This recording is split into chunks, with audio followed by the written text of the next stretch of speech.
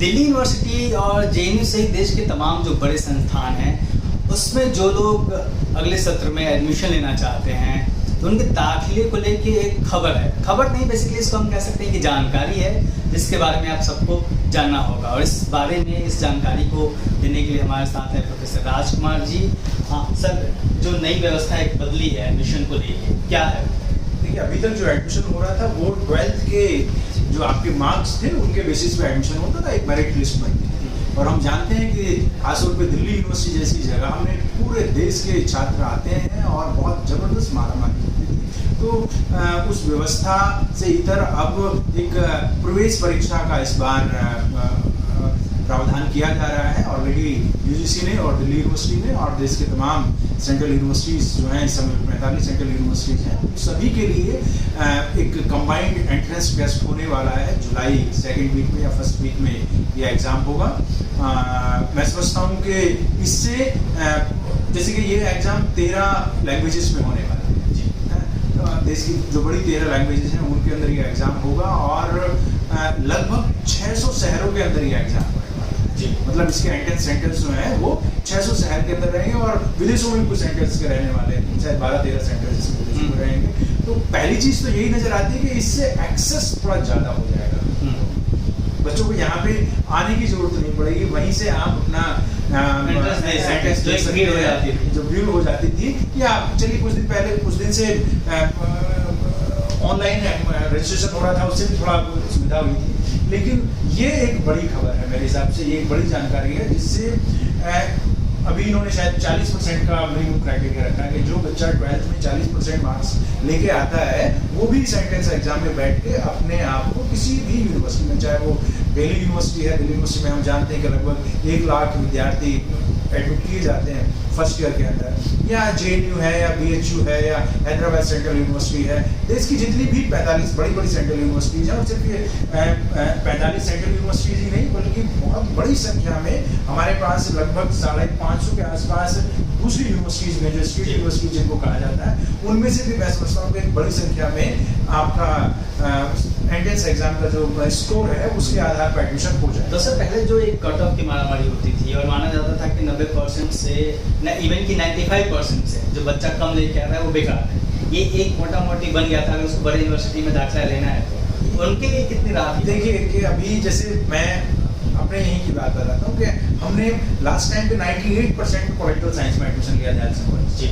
98% बहुत ज़्यादा होता है, या 96 आ गया, कुछ रिजर्व कैटेगरी के लिए 1-2% नीचे चला गया, लेकिन ये बहुत बड़ा परसेंटेज है। और छोटे कस्बों के, गांव के जो हमारे बच्चे हैं जो उस परसेंटेज तक नहीं पहुंच पाते हैं, या वो स्टूडेंट जो स्टेट बोर्ड से, कई सारे बोर्ड से नहीं मिलते हैं, उनके लिए एक तरीके से आप कह रहे हैं कि आपने रास्ता ही बंद कर दिया था।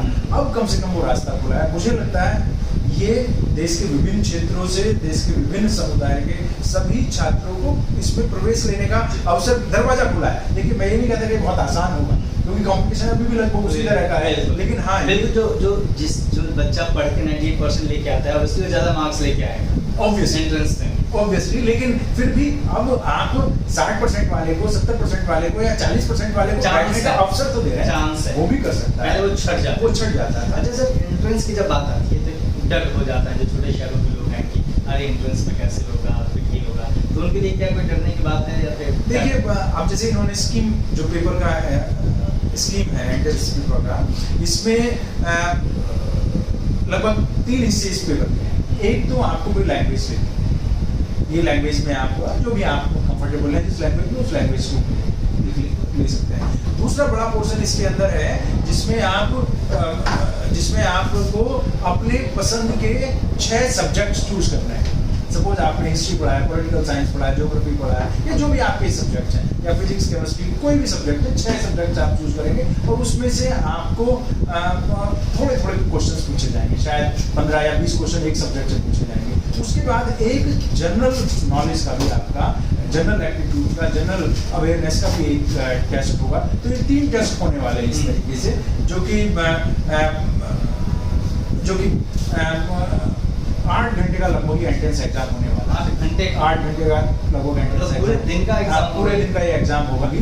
लेकिन हाँ, मैं समझता हूँ कि इससे बेहतर प्रतिनिधित्व लोगों को मिलने वाला है। इसमें घबराने की जरूरत नहीं है। देखिए आपने 12th के भी एग्जाम दिए हैं और जिंदगी भर अब आगे एग्जाम देने ही वाले हैं। ये तो हम जानते हैं कि भारत की जो शिक्षा व्यवस्था है ये इस चीज पे आधारित नहीं है कि भाई सबको शिक्षा दी जाए। अगर मेरी आप सुझाव माने तो मैं तो कहूँगा कि जिसने भी 12th पास किया है और हायर एजुकेशन में जाना चाहता है उसको एडमिशन मिलना चाहिए।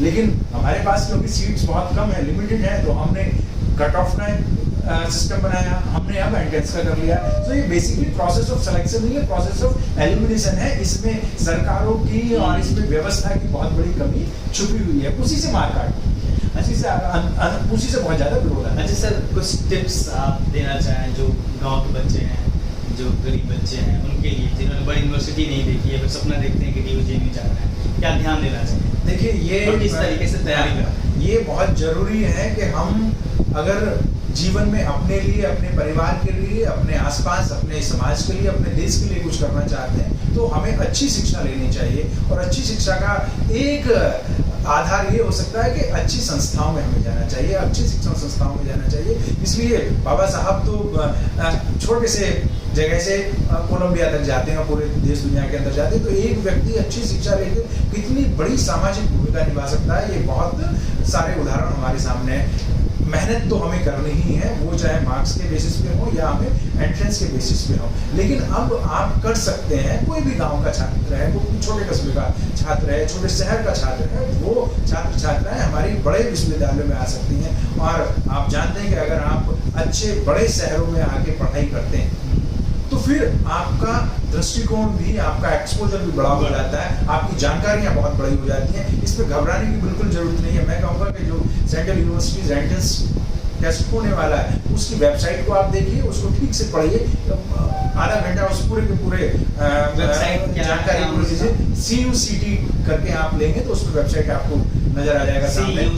हाँ, central university entrance, CUET, central university entrance test. और इस वेबसाइट से आप पूरी की पूरी जानकारी ले सकते हैं। ठीक से उसको पढ़िएगा, आपको कोई प्रॉब्लम नहीं होने वाला है और ये कोई बहुत मुश्किल नहीं होने वाला है। आपने जो एग्जाम दिया है 10वीं और 11वीं और 12वीं का जो एग्जाम दिया है, सिर्फ NCERT की किताबों से ही आपसे सवाल पूछे जा रहे हैं। आपने ऑलरेडी वो चीजें पढ़ी है, बस वही पूछे जाएंगे। इसलिए इसमें प्रेशर लेने की जरूरत नहीं है, ना ही इधर उधर से बहुत ज्यादा, क्योंकि ये बात चलाई जा रही है कि भाई कोचिंग सेंटर्स हो जाएंगे, ये हो जाएंगे, वो हो जाएंगे। ये तो तभी होते हैं तब हमारे अंदर बहुत ज्यादा एंग्जाइटी होती है, बहुत ज्यादा होती है। लेकिन अगर आपने अपने सिलेबस को अच्छे से पढ़ा है तो फिर आपको कोई घबराहट नहीं होनी चाहिए, कोई डरने की जरूरत नहीं है। और आप अपनी खुद की लैंग्वेज में जिसमें कंफर्टेबल है, हिंदी में कंफर्टेबल है हिंदी में पढ़िए, इंग्लिश में कंफर्टेबल है इंग्लिश में पढ़िए, मलयालम में कंफर्टेबल है मलयालम में पढ़िए, बंगाली में कंफर्टेबल है उसमें पढ़िए, उर्दू में कंफर्टेबल है उर्दू में।